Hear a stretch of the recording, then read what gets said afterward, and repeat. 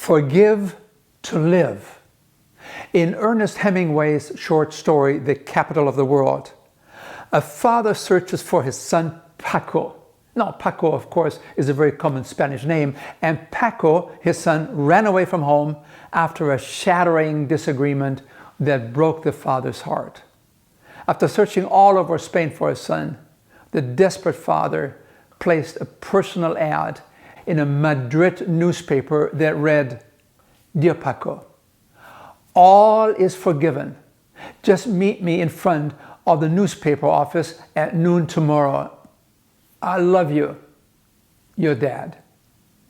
The very next day, 800 Pacos showed up seeking forgiveness.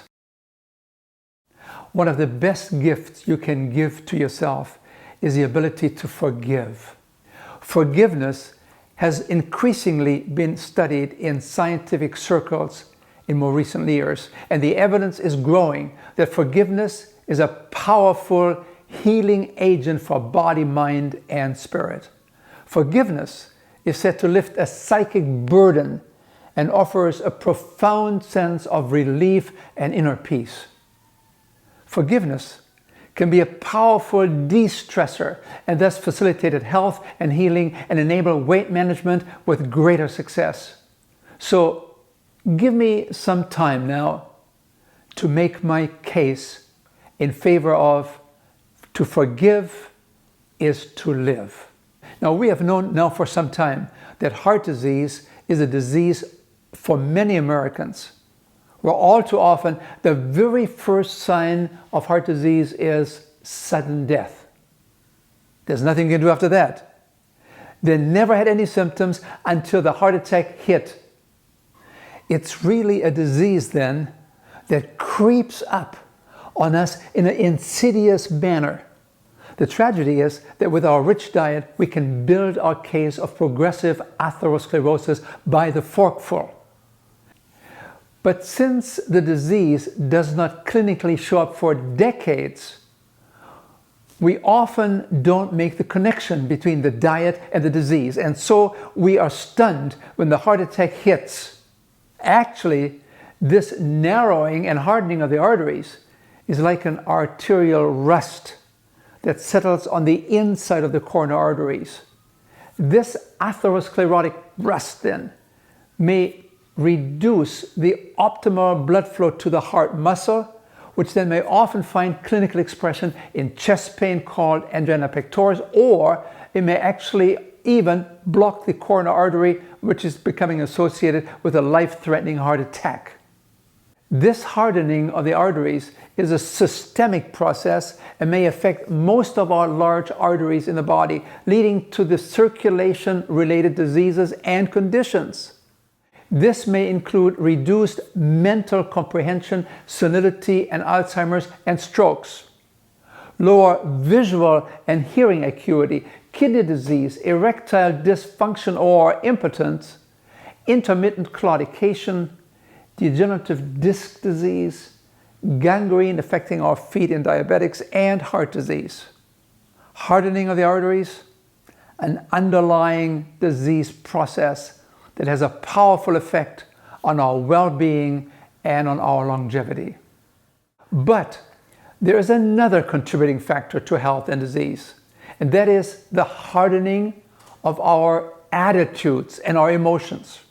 Well, let me take you back 200 years ago when the scientific foundation was laid, how emotions may actually affect health. It centers on two individuals, Alexis St. Martin, a 20-year-old Canadian fur trader, and William Beaumont, a physician who became enabled by Alexis St. Martin to become known as the father of gastric physiology. And here is the fascinating story of how a non-healing gun wound to the stomach of this young man revolutionized medicine. It provided an unusual experiment for this physician that shows how different foods and emotions can actually influence and affect our physical well-being. Here's what happened. The edge of the wound in Alexis' stomach had attached to the edge of the hole in his skin, and thus it formed a fistula, sort of a passageway, which allowed the physician to look into the inside of the stomach. It provided an easy access to observe whatever was going on inside of this young man's stomach. Realizing the untold research opportunities that the passageway to the inside of the stomach presented, the doctor hired Alexis as a laborer to work for him in exchange for letting him observe the digestion of different foodstuffs in his stomach. Interesting, isn't it? In the process, he made many discoveries which he published and which made him a preeminent expert in human digestion. Eventually, Dr. William Beaumont became known as the father of gastric physiology. Now, among his discoveries was the effect of emotions on the inner lining of the stomach. It was by sheer accident the doctor observed one day that the stomach lining was deep red instead of the usual pink color, and it was deeply engorged. At the same time, he noticed that Alexis, the patient, was quite upset. Could his patient's emotional state have anything to do with his stomach changes? Here is what Dr. Beaumont in successive observations found and reported. Every time Alexis was calm and relaxed, his stomach would look pink and appear calm and relaxed. And whenever Alexis became angry and turned red, his stomach would also turn red, becoming engorged and secreting large amounts of gastric acid. Now, since those early observations, we now know that some people may respond to harbored and long-held emotions with asthma, migraine, ulcers, angina, and heart attacks, and even cancer. Emotions then can break down the life force and invite disease and death. Or they can promote health and vitality. Much of the outcome then may depend on the kind of emotions that we experience and harbor. Our health and happiness then can be influenced on how we react to life's challenges and how we solve daily problems. And it's this whole process of solving problems that adds meaning to our lives.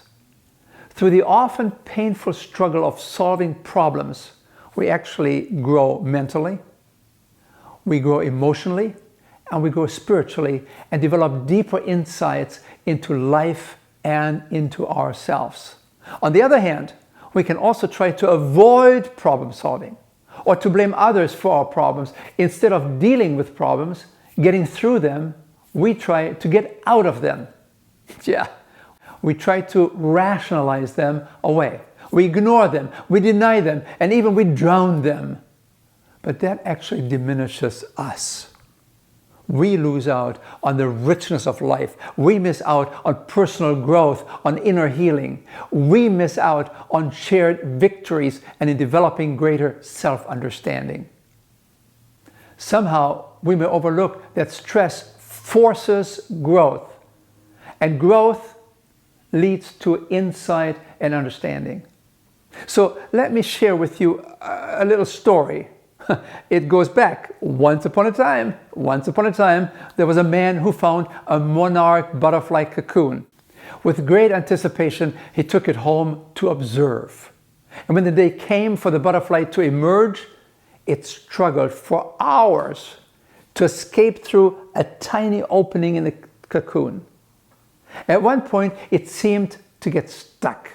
So the man took scissors to the cocoon to help the butterfly escape, which he did with great ease. But for some reason, the butterfly had a swollen body and small shriveled up wings that even hours later never opened in a display of glory. It seemed doomed to drag its deformity about and never fly. Why? Well, the constricting cocoon and the struggle necessary to pass through the tiny opening was nature's natural way of forcing fluid from the body into the wings. Sometimes, you see, life struggles are exactly what we need to spread our wings. Without the challenges and hardships of life, we would possibly remain spineless worms, like the caterpillar in a cocoon. So it's the flexing of our muscles against the walls of difficulty that make us stronger and more self-reliant. Now here's another point. I believe that what happens to us is not as important as we perceive and relate to it. Let me tell you a story. The story is told of a high society woman. She frequented regularly one of those high, fancy New York hotels, the Astoria. For years, she had reserved the penthouse suite as a private haven where she could renew and recharge her batteries in total anonymity. Now, after a couple of unfortunate incidents, the hotel management soon learned that this fancy lady expected absolute, uninterrupted quiet. She wanted to have total anonymity. Well, another visit interruption happened again. And in a fury, she phoned the front desk. "Listen, I paid for rest and relaxation, not for this ear-shattering noise next door." Oh, she was upset. Now, it was late at night, and the general manager had already gone home. In a dither, the desk clerk called him at home. "Help! Mrs. So-and-so is here, and we have made a terrible mistake again." The general manager left his home and rushed to the hotel and discovered that the guest who was registered next door to Mrs. So-and-so had had a 9-foot concert grand piano delivered that morning. I mean, you get the picture? So did the manager. He rushed up to the penthouse suite of Mrs. So-and-so and was greeted by an outburst of verbal abuse. She was obviously very upset, and for good reason. The general manager fell all over himself with apologies. "Oh, we are very, very, very sorry. We have made a terrible mistake. We have made a terrible blunder, and we will, of course, refund everything to you. In addition, we will give you an extra week pro bono." Oh, I'm personally mortified about putting Mr. Arthur Rubinstein next door to you. Whom did you say? Arthur Rubinstein. You know the... yes, my. Oh, no. Needless to say, the next morning, that fancy high society lady ended up sitting at the master's feet for hours, listening to his disruptive noise. Yeah.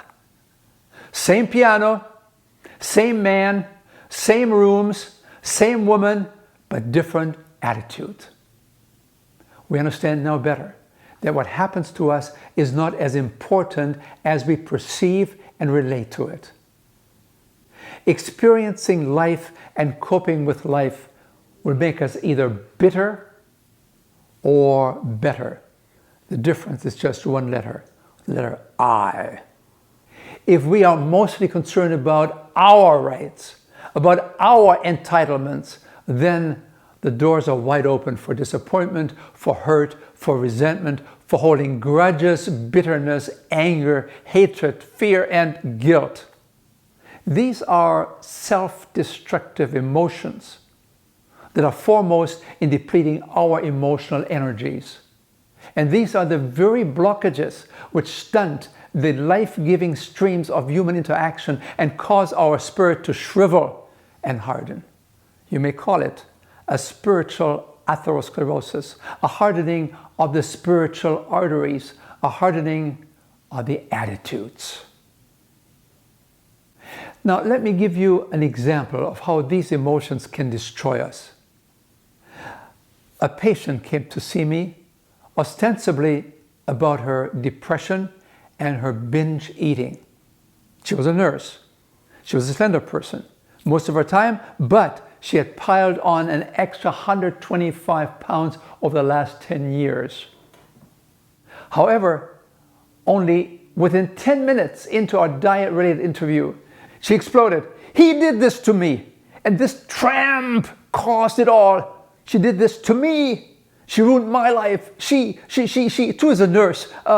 She had this affair with my husband. When I asked her, when did she have that affair with your husband? 13 years ago. Now you see, her hurt, her resentment and pain were so deep that she had become totally obsessed with that other woman. She had her tracked. She even knew her weight. She resented her for what she had done to her more than a decade ago. She hated her. She resented her. Bitterness and anger and hatred, the instinctive means of revenge, all this created an emotional focus toward that person. It dominated her thoughts, her emotions. It dominated her decisions, all contributing to her severe depression and for her huge vulnerability to binge eating and its obvious consequences. And did this help her to restore her marital relationship? No. If anything, it distracted her from developing herself. It was a classic poor me story, feeling sorry for herself and pacifying herself with binge eating. Instead of processing the pain, finding a new level of balance and harmony in her life, she slipped deeper and deeper into her depression. She felt lower and lower into her self-esteem, and her weight kept climbing and climbing and climbing. But the tipping point came. After several sessions, when it finally hit her, that woman, the moment I started to hate that woman, I now begin to understand I became her slave. I could no longer enjoy my work because she controlled my thoughts. I became fatigued. The work I once enjoyed became drudgery. Even vacations ceased to be joy. And then she summarized her insight exceptionally well when she said to me, I now understand. That woman, she had a tyrannical grasp on my mind. Instead of developing myself, processing my pain, and focusing on my life, I became her slave. What a tragic waste. What she needed to do was to turn her anger, her bitterness, and resentment into forgiveness. Forgiveness, to clear the record and to find freedom and release from the burdens that she carried. Research now has clearly shown the physical and emotional benefits of forgiveness. People who learn how to forgive feel less angry, less depressed, less anxious and stressed, and they become happier and self-confident people. At the same time, grudge holders who relived in their minds a hurtful experience and managed forgiving, these people had significantly lower blood pressure, were more capable of losing unwanted pounds, and experienced lower heart rates. It was forgiveness that helped them to remove emotional obstacles to health and to healing. However, as you may know, forgiveness is not easy. It has to do with temperament, with our family history, with a person's age and gender, and a person's spiritual understanding and personality. Until we see that the offense may have actually been a benefit and blessing in disguise, namely forcing personal growth, insight, and self-understanding, and sensitivity, and above all, a new sense of freedom, we remain in our prisons of destructive emotions. Well, let me close with a special story, one of my favorite stories, the story of Mrs. Hannah. Oh, she resented the verdict when the judge announced the sentence, lifetime in prison. Why should he live when her daughter, her only child, had to be dead? She threw darts at his picture she had on her basement wall. She hated him, pure hatred. And yet she was totally unaware that she herself was becoming imprisoned in her own prison of hate. And then one day, the Gideon man came, the man from the Gideon Bible Society that's involved in prison ministry, and he asked her if she would address a Bible that would be delivered and presented to the imprisoned killer of her daughter. Oh, she was outraged. How dare you come to me with this request? No, I cannot do it. No, I cannot do this. No, it's impossible. I cannot forgive him. And then the Gideon, with a softer and almost apologetic voice, and with great sincerity, asked Mrs. Hannah, but how can God forgive us unless we can forgive others? He left her presence, he left the house, and left behind a very tense situation. Now, over the following weeks, Mrs. Hannah's conviction grew that the minister had been right at the gravesite service when he said it was meant for evil, but good may come from it. When she prayed for forgiveness for her own feelings of hate, she finally found release. And then she made that courageous phone call. She called the Gideon. Hello, this is Mrs. Hannah, the one who was outraged when you visited her last time. Would you please come and bring me that special Bible? I think I'm ready to sign it now. It didn't take long, and the Gideon showed up at her house, and he presented the Bible for her to sign. And she, with a trembling hand, before signing her name, wrote, Mrs. Hannah loves you. When the murderer received that Bible and saw the handwriting and the note, Mrs. Hannah loves you, he broke down. Never had he been told that someone loved him. Never, ever. It made such an impression on him that he eventually became a born-again Christian. He took the chaplaincy course in prison, became a chaplain to his fellow convicts, and recognized that love had changed his life, and now love he could share with others. But the love note in that Bible also changed Mrs. Hannah. The old, embittered Mrs. Hannah had died, and the new Mrs. Hannah had emerged. Why? Because she discovered peace and freedom through forgiveness and acceptance. That to forgive is to truly live. I'm Dr. Hans Diehl, and my blessings to all of you.